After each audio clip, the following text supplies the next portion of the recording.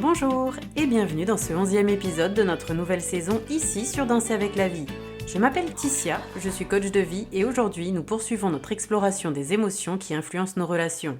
Nous avons déjà abordé deux piliers essentiels, l'amour et la reconnaissance. Nous avons d'abord exploré l'amour, cette force qui nous lie aux autres, qui nous élève mais qui peut aussi nous piéger si elle est mal comprise.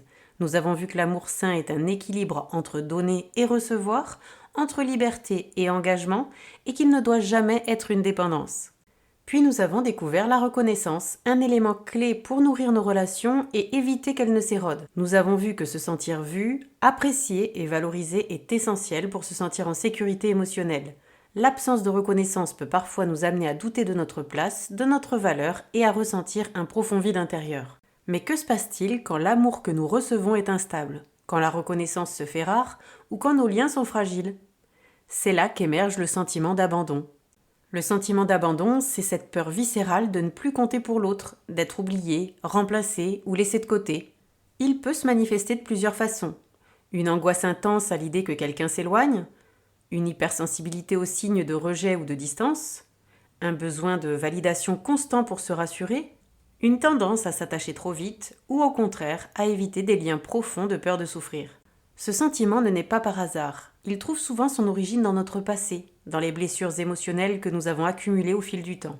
Alors, pourquoi certaines personnes ont-elles une peur profonde de l'abandon? Comment ce sentiment influence-t-il nos relations et nos comportements? Et surtout, peut-on apprendre à guérir cette blessure et à se sentir en sécurité émotionnellement? Aujourd'hui, nous allons voir d'où vient le sentiment d'abandon et comment il s'installe en nous, les comportements qu'il génère dans nos relations, parfois sans que nous en ayons conscience, et je vous partage des clés pour transformer cette peur en un sentiment de sécurité intérieure. Parce que se libérer du sentiment d'abandon, ce n'est pas chercher à ce que les autres nous rassurent en permanence, c'est apprendre à trouver cette sécurité en soi. Installe-toi confortablement, prends une grande inspiration et ensemble explorons cette blessure qui influence tant nos choix et nos relations. Si tu le souhaites et si tu le peux, ferme les yeux un instant. Pense à un moment où tu t'es senti rejeté, oublié ou mis de côté. Peut-être un silence prolongé d'un ami, d'une amie, un partenaire qui semblait s'éloigner ou un parent trop occupé pour te voir vraiment. Qu'as-tu ressenti à ce moment-là? Était-ce une simple frustration passagère ou un vide plus profond?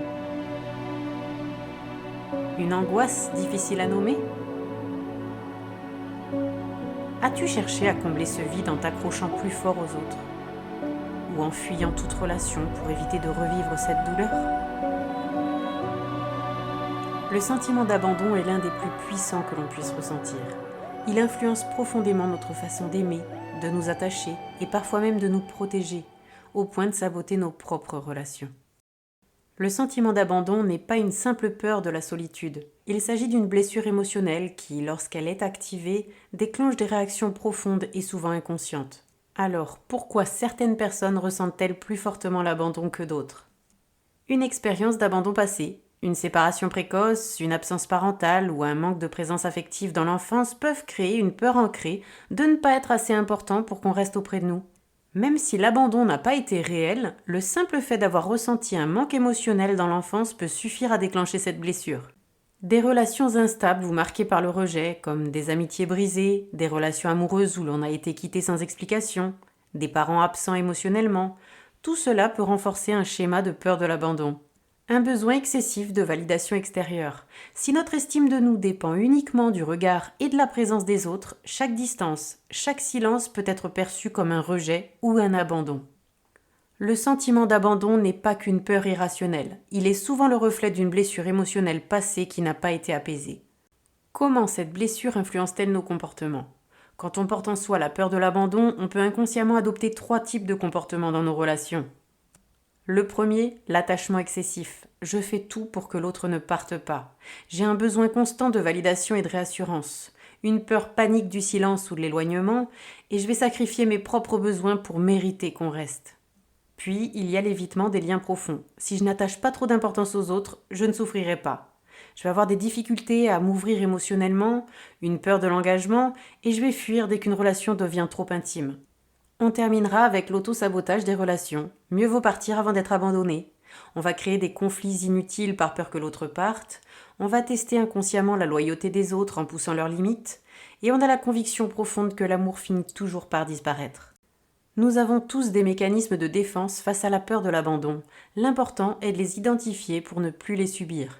Pourquoi avons-nous tant de mal à guérir de cette peur ? Certaines blessures finissent par s'effacer avec le temps, mais le sentiment d'abandon, lui, peut persister pendant des années, même inconsciemment. Et voici les 3 raisons pour lesquelles cette peur est si difficile à surmonter. Elle est inscrite dans nos premiers schémas relationnels. Si enfant nous avons associé amour et risque d'abandon, nous avons inconsciemment intégré cette peur dans nos relations futures. Ensuite, nous l'entretenons par notre dialogue intérieur. Je ne mérite pas qu'on reste auprès de moi. On finit toujours par m'oublier. Si je ne suis pas parfait, on m'abandonnera. Puis, elle est activée par des déclencheurs invisibles. Un message laissé en vue trop longtemps. Une période de distance avec un ami. Une rupture amoureuse qui réveille une douleur bien plus ancienne. Voici un exercice express pour identifier ces déclencheurs émotionnels. Pense à la dernière fois où tu t'es senti abandonné ou rejeté. Note ce qui a déclenché ce sentiment. Était-ce une situation réelle ou une interprétation ? Demande-toi si ta réaction était proportionnée à l'événement ou si elle venait d'une peur plus ancienne. Prendre conscience de ces déclencheurs permet d'avoir une réaction plus équilibrée au lieu de revivre inconsciemment une blessure passée. On continue l'exercice pour explorer son propre rapport à l'abandon. Ai-je souvent peur que les autres s'éloignent de moi ? Quelle est ma réaction quand quelqu'un met de la distance ?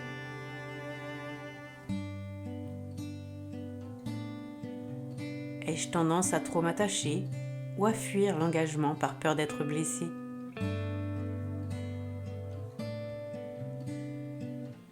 Quel est mon premier souvenir d'abandon ou de rejet ?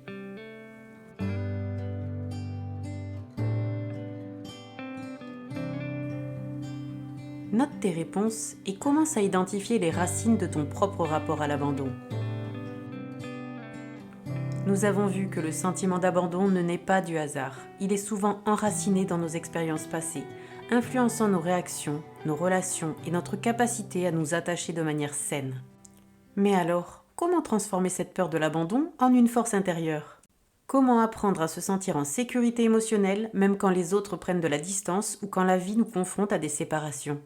Dans cette partie, nous allons explorer 3 étapes essentielles pour reprendre le pouvoir sur cette blessure et ne plus la laisser contrôler nos choix et nos relations. Apprendre à reconnaître et désamorcer ces déclencheurs émotionnels, développer une sécurité intérieure au lieu de la chercher à l'extérieur et créer des relations saines et équilibrées sans dépendance ni fuite. La première étape pour surmonter le sentiment d'abandon, c'est d'identifier ce qui le réveille en nous. Quand cette peur surgit, nous avons souvent l'impression qu'elle est due à une situation actuelle, alors qu'en réalité, elle est souvent la résonance d'une blessure plus ancienne.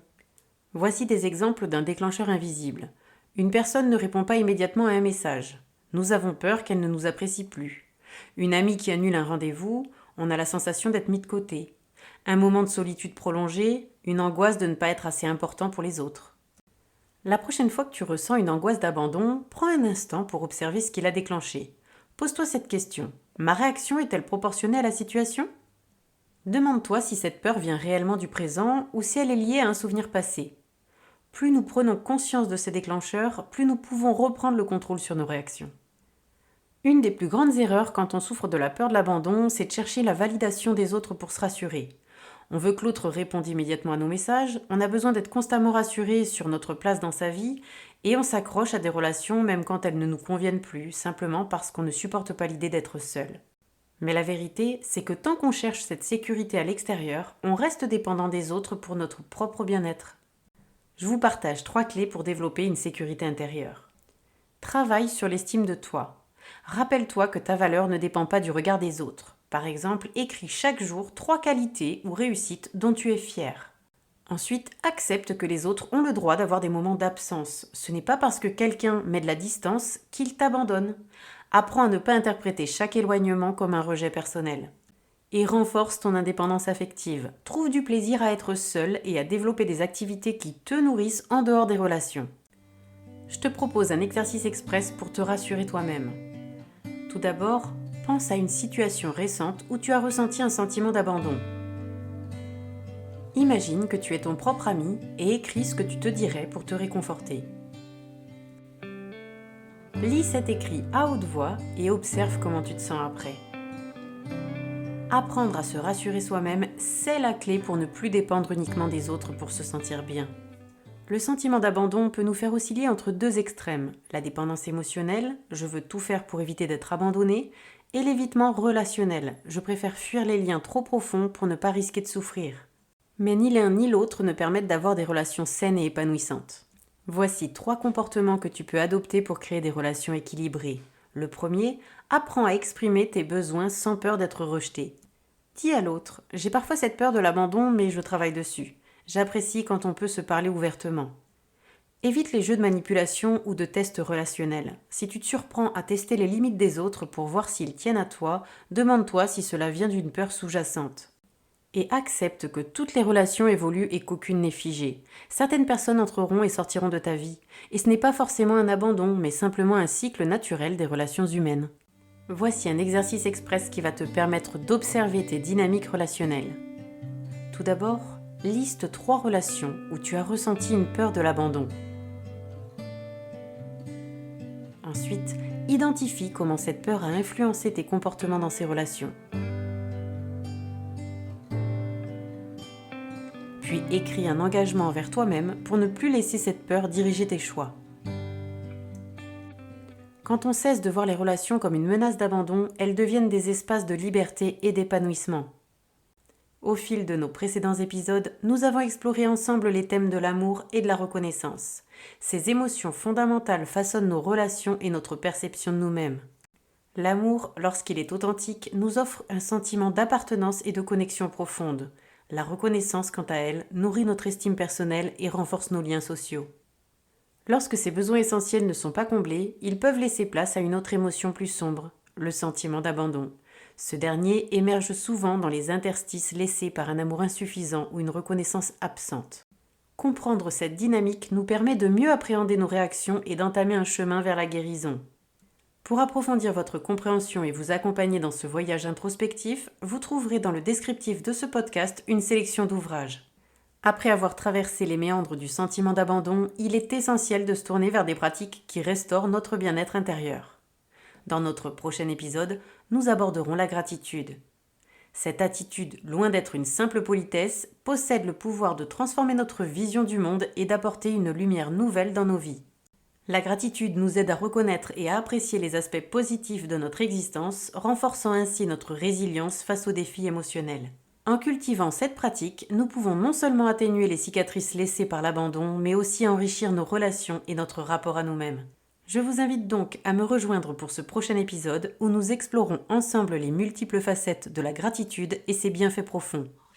Merci encore de votre fidélité et si cet épisode vous a apporté des éclairages utiles, n'hésitez pas à le partager, à laisser un commentaire et à vous abonner pour ne manquer aucun de nos futurs rendez-vous.